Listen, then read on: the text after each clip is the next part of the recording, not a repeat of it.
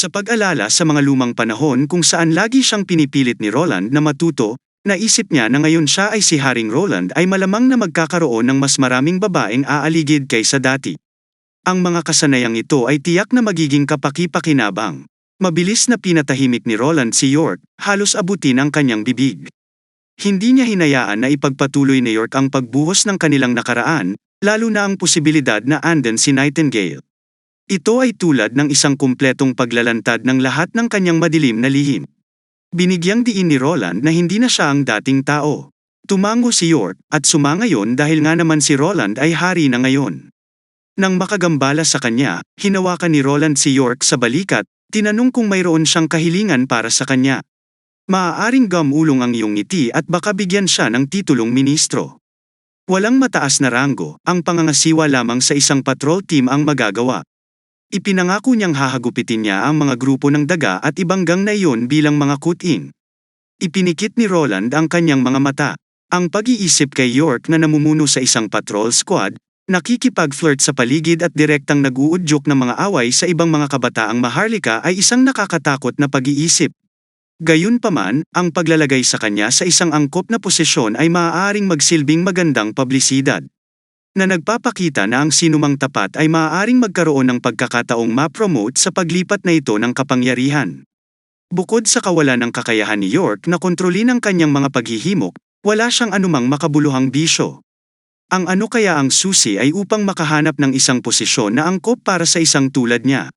Matapos mag-isip ng ilang sandali, ipinaalam ni Roland kay York na may mag-aabiso sa kanya sa loob ng ilang araw. Sa isang masayang ekspresyon, umalis si York sa opisina. Sa lalong madaling panahon ay York lumabas na, habang si Nightingale ay nagmamaterialized sa likod. Nagtatanong patungkol kay Lady Josephine at Miss Bird, na may bahid ng curiosity ang tono niya. Kung ano ang signature technique na binanggit ni York, talagang mahirap sagutin ang tanong na iyon. Naglalakad papunta sa bintana at nagkukunwaring nagmumuni-muni, sumagot si Roland. 2 babae lang ang nakasalubong niya noon. Nag-ambala si Nightingale, naalalang sinabi ni York na namiss nila ng husto si Roland. Nangatwiran si Roland sa seryosong tono na ang ibig sabihin ay namimiss ang nila ang katanyagan at katayuan sa buhay nung nakaraang buhay nila bilang prinsipe. Ito ay medyo komplikado at hindi nagkakahalaga ng pagbanggit. At saka, hindi ito isang bagay na kakailanganin niya o gagamitin. Pinigil ni Nightingale ng isang hagakjek, tinakpa ng kamay ang bibig. Seryosong sinabi ni Roland, na curious siya noon pero hindi na niya kailangan ang mga trick na yon. Lumingon siya para tingnan si Nightingale, na, sa hindi malamang dahilan ay umiwas ng tingin, isang bahagyang pamumula ang lumitaw sa kanyang mga pisngi. Tumango siya at sinabing naniniwala na siya kay Roland ngayon. Naramdaman ni Roland ang pagtaas ng bigat sa kanyang mga balikat. Nakahinga siya ng maluwag na naalis ang hindi pagkakaunawa ni Nightingale. Ngayon, lumipat ang kanyang atensyon sa Explorer mula sa Fjord Thunder. Nakabalot mula sa ulo hanggang paa, pinipigilan ang kanyang mga mata na makalantad, si Thunder ay tahimik na lumipat sa palasyo. Pagdating sa loob, tinanggal niya ang kanyang mabigat na balabal at bandana, nag-alok ng pagyuko at paggalang. Isang karangalan na makilala ang kamahalan. Nagpatuloy si Roland Thunder, at nagpasalamat kay Roland sa pag-aalaga kay Kidlat. Ngumiti si Roland, tumugon at nagpasalamat rin siya kay Thunder sa kanyang pag-aalaga kay Tilly. Pagkatapos niyang lumipat sa Slumbering Isle, madalas niyang binabanggit ang tulong na natanggap niya mula kay Thunder. Pagkatapos ay sinisiyasat ni Thunder ang mga detalye ng kanyang kahangahangang mga natuklasan, na ikinatulala ni Roland. Bumubuo ng tubig, solidong mga platform, lumalaban sa grabidad. Ipinahayag ni Thunder ang kanyang pagnanais na magkaroon ng isang steamship, isa na hindi umaasa sa mga layag o binta, at napakabilis.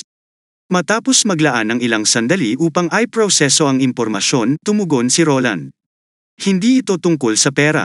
Gagawa siya ng barko ng libre at gagamitin ang pinakamahusay na teknolohiya na mayroon siya. Bahagyang nagulat si Thunder, ngunit bago niya maipahayag ang kanyang iniisip, pinutol na siya ni Roland. Hindi lang ito tungkol sa personal na pagsisikap ni Thunder. Upang galugarin ang hindi alam, upang alisan ng takip ang mga misteryo ng mundong may kasing halaga tulad ng pagbabago sa tadhana ng sangkatauhan. Ganap na sinusuportahan ng Roland si Thunders sa mga paggalugad at lahat. Ang tanong ni Roland bilang kapalit ay ibinabahagi kaagad ni Thunder sa kanya ang anumang mga bagong natuklasan. Tinalakay pa nila ang logistic at mga plano. Matapos ang mahabang pag-uusap, muling binalot ni Thunder ang kanyang balabal at umalis. Sa pagmumuni-muni sa mga groundbreaking na pagtuklas na ibinahagi ni Thunder, nakaramdam si Roland ng malalim at matagal na sensasyon. Tila ang mga sagot sa mga misteryo ng mundo ay maaaring mas malalim kaysa sa naisip niya. Habang si Nightingale, na pinagmamasdan ang malalim na pagmumuni-muni ni Roland, ay lumapit na may pag-aalala. Nagtataka kung ano ang nakakabahala kay Roland. Nagtanong siya. Umiling si Roland, huminga ng mahabang hininga. Just some unsettling feelings, inamin niya.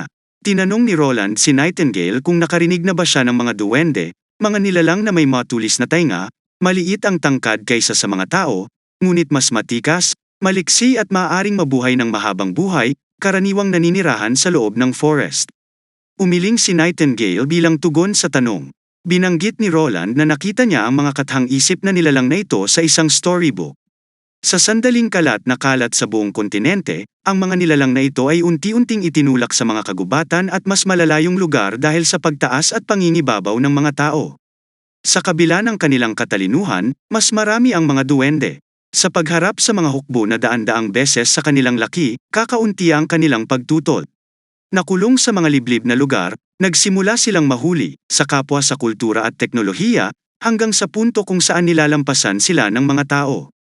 Sa kalaunan, ang mga dating makapangyarihang nilalang na ito ay naging mga alagang hayop lamang. Dahan-daang napagtanto ni Nightingale ang mga pagkakatulad sa pagitan ng mga duwende at kanilang kasalukuyang sitwasyon. Bilang isang tao, palaging nakaligtaan ni Roland ang pananaw na ito.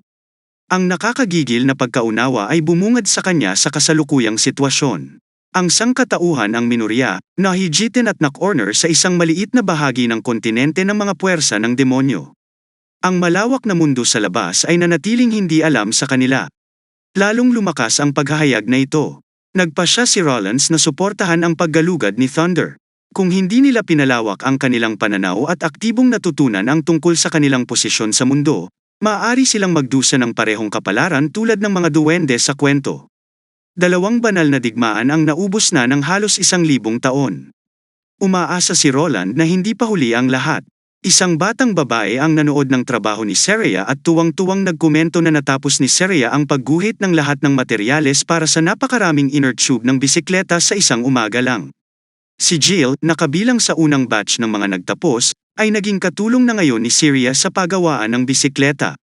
Malapit nang makumpleto ang unang batch ng mga bisikleta at bilang mga manggagawa ng pabrika, matatanggap nila ang unang batch ng mga benepisyo. Masayang binanggit ni Jill na malapit na siyang magkaroon ng sariling bisikleta. Pagkatapos ng kanyang trabaho, umalis si Seria sa pabrika. Kinakinain ng trabaho sa umaga ang ikatlong bahagi ng kanyang kapangyarihang mahika. Sa pagbabalik tanaw 1 taon na ang nakalilipas, napagtanto niya na ang ganoong dami ng trabaho ay lubos na nakapagod sa kanya. Ngunit natuwa siya ngayon na nakilala na ang pagsasanay ay tunay na nagpahusay sa kanyang mga kakayahan. Sumakay si Seria sa kanyang bisikleta patungo sa likod bahay ng minahan ng North Slope. Parehong narinig ni na Lucia at Ana ang kanyang mga yapak, tumingala at binati siya ng maningning na mga ngiti. Kumaway ang mga ito sa kanya at dumating din sina Lily at Rem na may hawak na afternoon tea at isang deck ng baraha. Hindi na mamalayan na lumilipas ang oras kapag naglalaro sila ng baraha. Lumipas ang hapon sa isang kisap mata.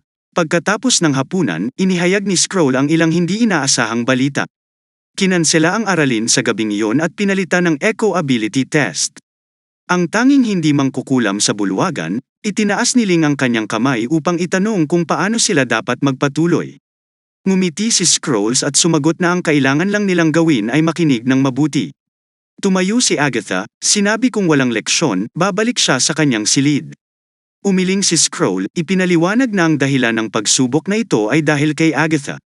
Nabaling ang tingin ng lahat kay Agatha, pati na kay Seria, at napatitig sa kanya.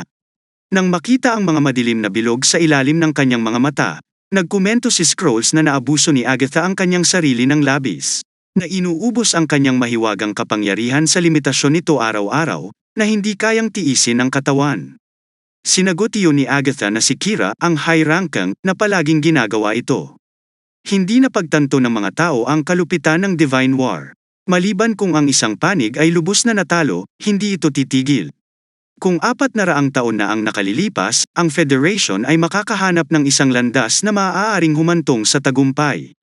Naniniwala siya na handa silang isakripisyo ang lahat kahit na isakripisyo ang kanilang buhay. Malumanay na nagsalita si Skrull, ngunit sinabi rin ng kanyang kamahalan na ang walang humpay na pag-abuso sa sarili ay maaaring humantong sa pagbaba ng kahusayan. Ang balanse sa pagitan ng trabaho at pahinga ay ang pinakamahusay na diskarte. Maging sa pag-aaral o pagtatrabaho. Naihatid ni Skrull ang sitwasyon ni Agatha kay Roland, at ang pagsubok na ito ay isang pagtatangka sa pagtugon dito. Layunin nilang subukan ang revitalizing echo ability. Ang bawat isa ay nagulat at naisip na ang echo ay makapagpapagaling sa mga nasugatan tulad ng Nanoa.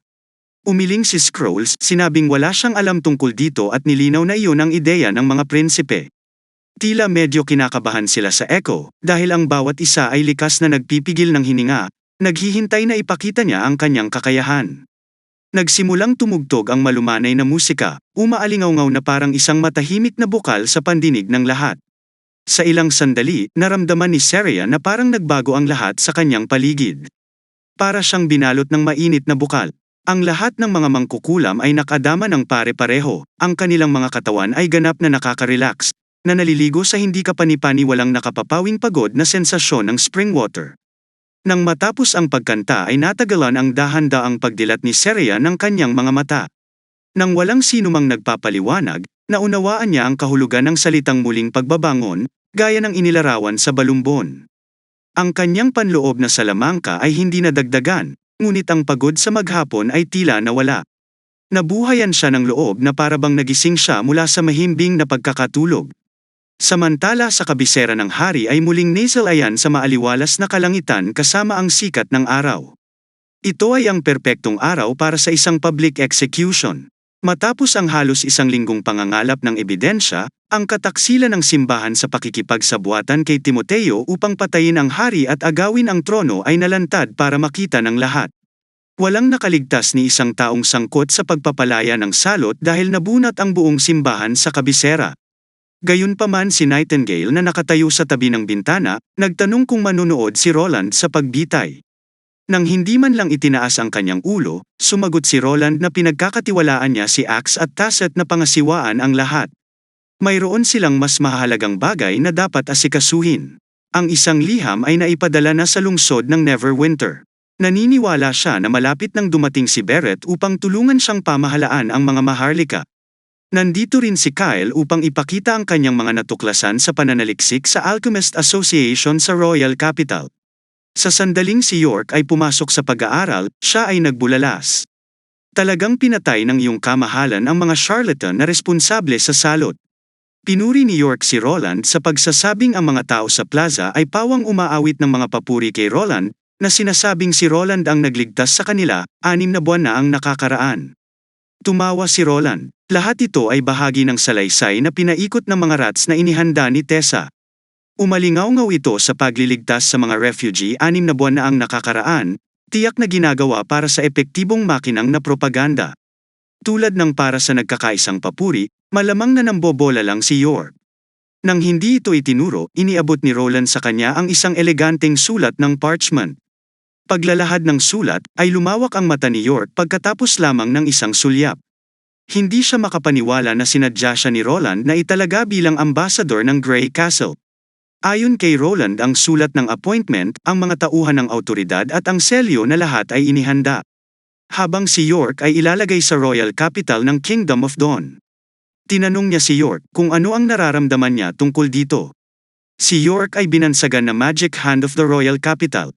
At si York ay may isang reputasyon kahit na hindi naman positibo, katulad ng dating ika-4 na prinsipe. Maraming marangal na kababaihan ang may iba't ibang koneksyon kay York. Kung siya ay bibigyan ng isang makabuluhang papel sa munisipyo, ang lahat ng mga Maharlika at mga ngalakal ay mag-aalala kung ang kanilang mga asawa ay hayagang isasalamuha kay York, at maaaring gamitin pa nga ng mga babaeng iyon na kasangkot ni York. Ang pagkakataon para isulong ang kanilang katayuan. Ito ay isang bagay na hindi gustong makita ni Roland. Ang pagpapadala sa kanya sa ibang bansa ay tila ang pinakamahusay na solusyon. Hayaan siyang gayumahin ang mga marangal na babae ng kaharian ng liwayway. Ang mga marangal na babae ay may kakaibang pang-akit at napakaganda. Marahil si York ay maaaring gumawa ng isang bagong kapalaran para sa kanyang sarili. Naintindihan naman agad ni York ang nangyayari. Lumuhad siya ng taimtim at tumugon. Siya ay higit na pumapayag. Bago umalis si York, magkakaroon ng protocol officer si Roland na magsasanay ng maayos kay York. Nang makitang masiglang umalis si York, tumawa si Roland at umiling. Samantala nang maayos na ang bagay na ito, lumingon siya para tanungin si Nightingale tungkol sa kinaroroonan ni Wendy. Sinadya niyang tawagan sina Wendy, Sylvie, Lightning at Maisie upang makipagkita sa mga astrologo, at sila ay pupunta doon. Ang Astrologers Association ay matatagpuan sa isang mataas na lugar sa hilagang bahagi ng panlabas na lungsod. Ang hot air balloon ay unti-unting bumaba sa tuktok ng isang tore.